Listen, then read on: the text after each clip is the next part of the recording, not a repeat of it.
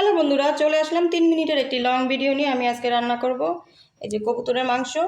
এখানে আমি 2টা কবুতর বাচ্চা নিয়েছি, আর এখানে আলু দেবো একটু, সাথে যে টমেটো দেবো, কাঁচামরিচ, আর এখানে হচ্ছে পেঁয়াজ বাটা, রসুন আদা বাটা, আর এটা হচ্ছে গরম মশলা, আর এটা হচ্ছে টমেটো কেচাপ। আর এখানে আমি কড়াইয়ের তেলটা গরম হয়ে গেছে, তো আমি এখানে মশলাগুলো সব একসাথে দিয়ে দিব। চুলার জলটা একটুখানি বাড়িয়ে দিই।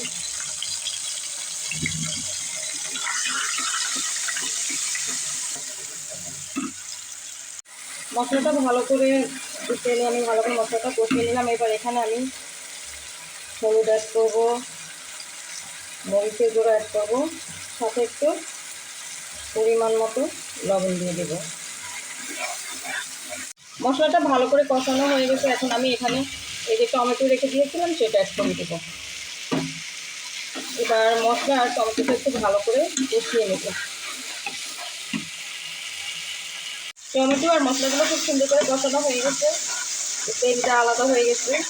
এখন আমি এটাতে মাংসগুলো দিয়ে দিব। এবার একটু ভালো করে এটাকে ভালো করে কষাবো। মাংস তো একটু বেশিক্ষণ কষাতে হবে, এটাকে একটু ভালো করে কষিয়ে নেব।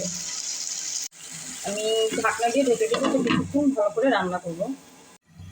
মাংসটা ভালো করে কষানো শেষ হয়ে গেছে। এখন আমি এখানে একটু পানি দিয়ে দিই।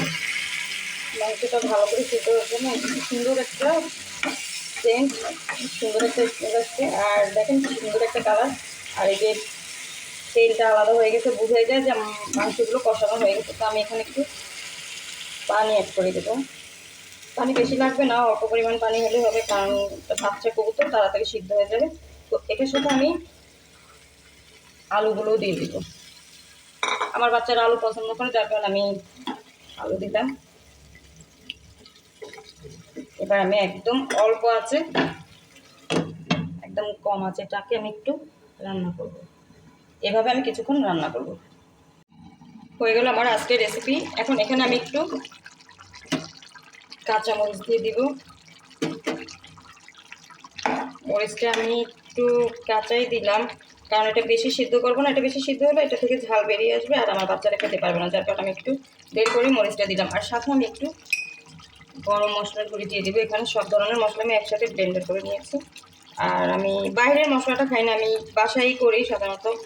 সব মশলা একসাথে আমি বাসায় ব্লেন্ডার করে নিই। তো হয়ে গেল আমার আজকের এই যে সুন্দর একটা রেসিপি, কবুতরের মাংস দিয়ে আলু দিয়ে। খুব সুন্দর একটা কালার আসছে আর সুন্দর একটা গ্রান আসতেছে। সত্যি কথা বলতে কি, আমি না কবুতরের মাংস খাই না, আমার বাচ্চাদের জন্যই করি, ওরাই খায়। আর এই কবুতরের মাংস এটা অনেক পুষ্টিকর খাবার, এটা খেলে অনেক ভালো। তো আমি বাচ্চাদেরকেই খাওয়াই, আমি নিজে খাই না। আর এই কবুতরগুলো আমি কিনেছি, আমার এক কাজিন আছে, ও ছাদে অনেকগুলো কবুতর পালে, আর ও আমাদের কাজিনও হয়। আবার আরেকটা পরিচয় আছে, ও হচ্ছে আমাদের বাড়িওয়ালার ছেলে, মানে আমার চাচাতো ভাইও হয়। আবার আমি ওদের বাসায় ভাড়া থাকি, ওই কবুতরগুলো পালে। তো আমার ম্যাক্সিমাম কবুতরগুলো ওর থেকে আনা হয়, আমি ওর থেকে এনে খাই। ও বাইরে বিক্রি করে না, ওর বাসায় নিজে খায়, আর মাঝে মাঝে আমাকে দেয়, আমি ওর কাছ থেকে এনে আমার বাচ্চাদের রান্না করে খাওয়াই। তো তো এটাই আজকের রেসিপি। আজকের রেসিপি এটাই, যে কবুতরের মাংস দিয়ে আলু দিয়ে। এ পর্যন্তই। তো সবাই ভালো থাকবেন, সুস্থ থাকবেন, আর আমাদের জন্য একটু বেশি বেশি দোয়া করবেন। আল্লাহ হাফেজ।